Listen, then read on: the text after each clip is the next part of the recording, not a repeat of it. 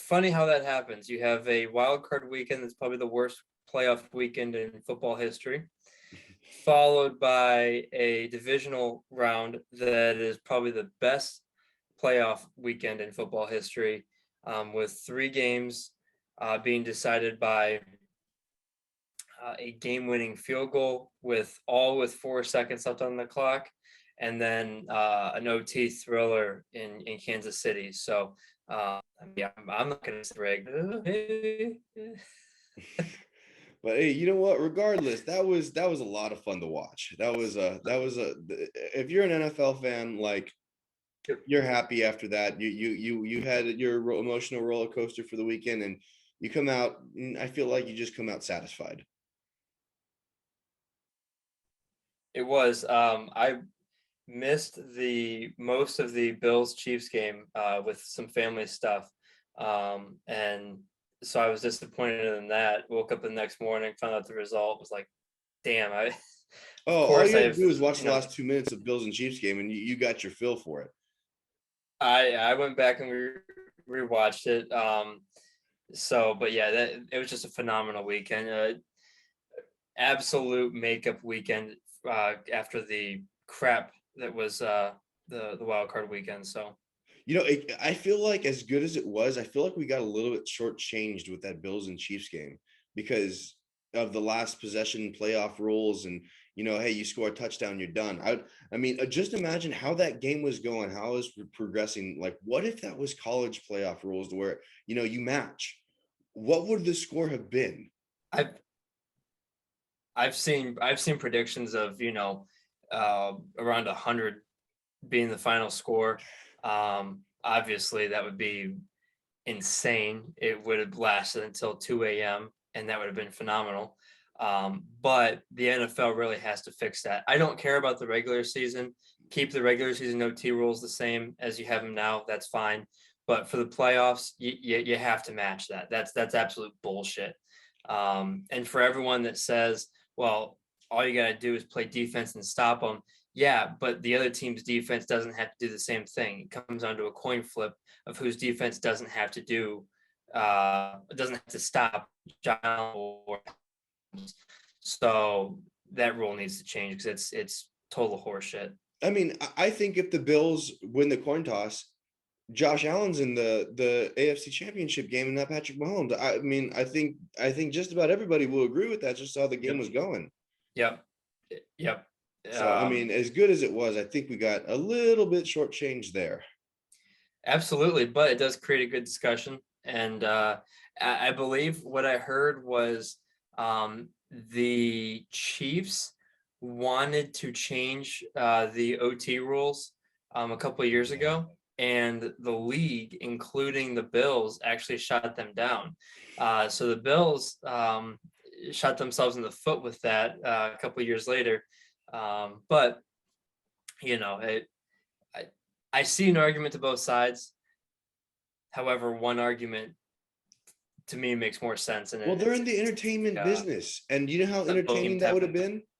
I mean, the just the Yep. entertainment factor of it just by itself, that's worth it to, you know, hey, let's see a shootout. Let's go see, two of the most talented quarterbacks showing off their skills at peak level. I Yep. mean, There's and kind of getting slightly off topic. There's a couple different variations of that you could do to make that more fair, but also still more interesting. I so I wouldn't be opposed as to, all right, fine, you can have both teams do it, but you can't kick a field goal. You have to go for it on fourth down, or you take out the extra point and just do 2 point conversions the entire time. Um, any way to make that more entertaining than just, oh, here's a coin flip by two of the greatest quarterbacks in our league right now are gonna, come down to that. Anything besides that is better than what it was. yeah, So, but still a great weekend. I think And that that's going to make a change after this year. I would agree with that. And I did go 0-4, but the Packers. Well, so Cincinnati, I told you that I actually think Tennessee would lose. Then you should take Uh, them. what? Then you should have taken them. You I got to know. take with But here, not here. I morals matter, and I cannot root for Cincy.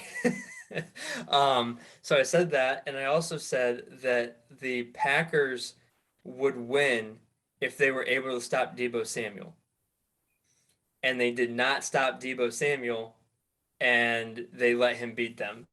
Um, so I was 0-4, but two of my uh, uh, two of my game factors or whatever were true. So I'll take that. At least my brain's working a little bit. Well, I mean, you can go wrong last week, but everybody who chose was close. I Right. mean, I was 2 plays away from going 4-0. You Yep. know, if you see, okay, the game that bothered me was the Rams and Bucks because I wanted to see Brady go on win championship number 8. Okay, the play when Leonard Fournette scored the touchdown. Okay, I felt Okay. like there was too much time on the clock. I thought he should have gone down at the 1 and then just work it down, go in, you're gonna go in with maybe 20 to 30 seconds left, not with how a minute 20 or something like that. It was just too much time for the Rams to go do what they did. Was that first and goal? I think it was. It was either I gotta look it up. It's either third and goal or a third. It was either third down and like 1, or it was like first and goal. It was he was in No, position to no, go no. down. Was that fourth down? It might have That been. was fourth down. Yeah, he could have. But the That thing was is, he could he. have gone down after you got the first down. I I don't. I thought it was. I It have to wasn't think fourth and back. goal. It He might have had been. a It might have been fourth and goal. I don't think he had a choice. no. He had a I choice, 100%. Here, let me look that up real quick because that was a 100%. He had a choice to go down and have more, obviously a lot more plays. Then that would have been fourth and you know one at the like 11. Let me see. We gotta look this up because I think this was Yeah. Well,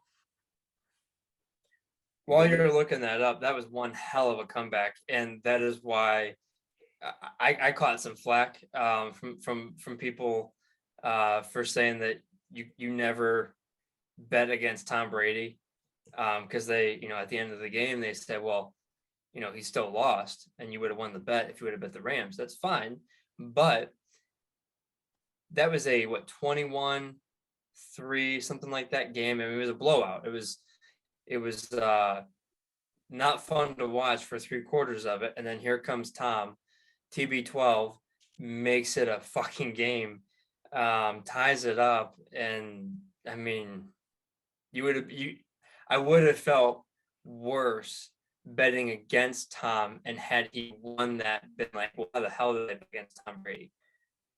well that's the thing So, is like I was ready to come on here all happy and saying Matt Stafford should be changing his name to Matt Ryan. yep, I mean that was yep. too close. And I'm trying to look it up. I can't find it Well, anywhere. but Matt Stafford with some balls of steel, chucking it down to Cooper Cup, finding white Megatron out there. Um, That's exactly what and he is. He's great. that he's unbelievable. I mean, they wanted to make it this huge thing about him almost breaking Megatron's record. He had an extra game to do it. I'm not going to give him that much credit, but he is the person on that offense, game in, game out, and nobody ever stops him. No, I mean, he So was a lock in fantasy he is every week. unbelievable, and his route running is just incredible.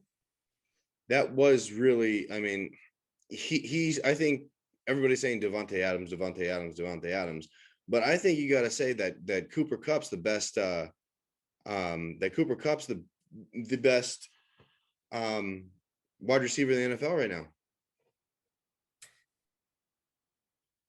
You could make that argument. You could make that argument. I struggle with that because there's four guys that come to mind Caught off the 16 top of my head. touchdowns. He had 16 touchdowns. Yeah, I mean it's Who's one your four thing guys? is what Who's your four guys? Justin Jefferson, Okay.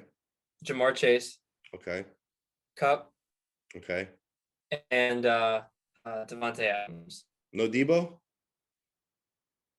I mean, you could go Debo, but is he really one of the best wide receivers, or is he one of the best gadget players?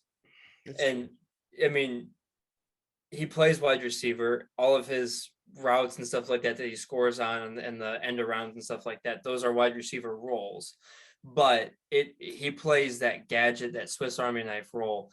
And if he was a pure wide receiver, is he as productive? So that's the only reason I wouldn't put Debo in there.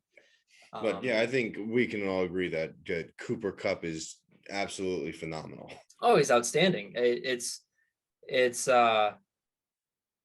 fun to watch him. I mean, if you had him in fantasy this year and if you didn't win the league and you had him in fantasy this year, You did something wrong. You should be banned from owning him in the future because you just probably one of the best receiver.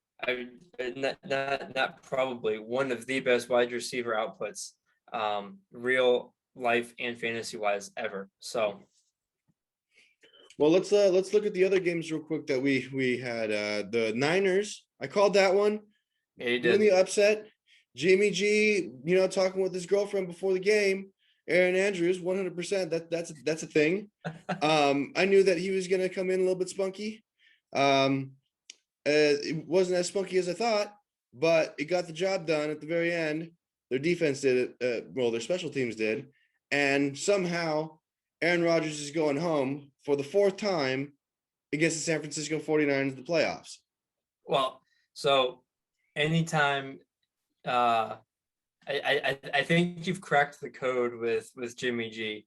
Anytime he has a chance to win a game and be interviewed at the end by Aaron Andrews, it's a safe bet. Probably put him in the winner circle. So that's right, baby. I'm going to have to keep that in mind for future bets. But incredible call.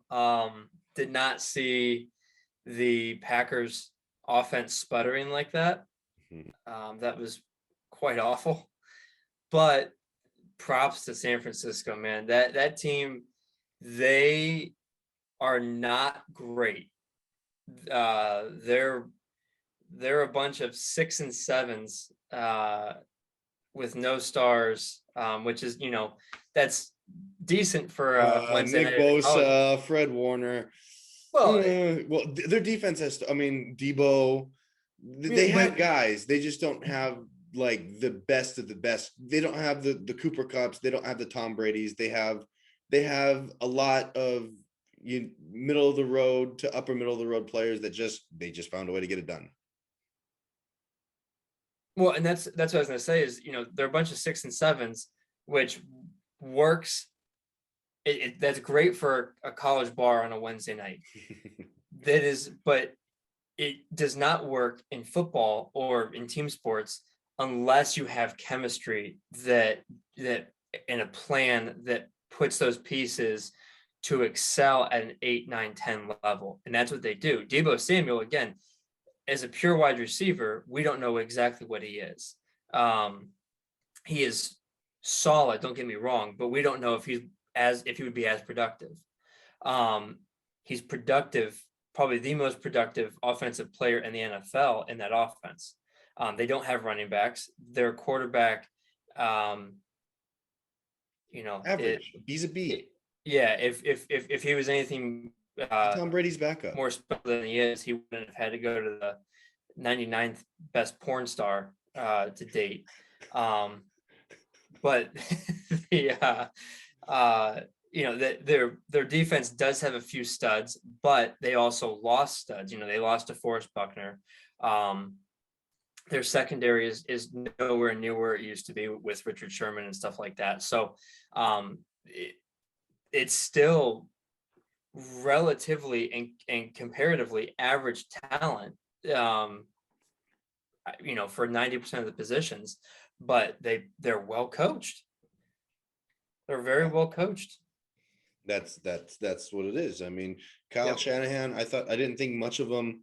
I thought, the hype was he was overhyped, but seeing what he's doing, I mean, you have to give him his props. Exactly. So the last game, I think we both kind of expected this one to go the way it did.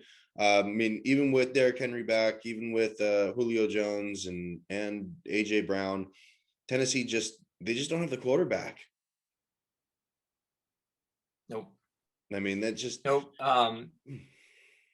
Tennessee's going to be an interesting spot too. Not to jump ahead out of the game or look forward to next year, but that's an attractive spot for a free agent quarterback or a quarterback that could be on the market, because you have one of the best running backs in football. I don't think he's the best. I think he's a volume-based best, but that's just my opinion. I'm partial I to Nick wouldn't want Chubb. to tackle him. I wouldn't want to tackle him either.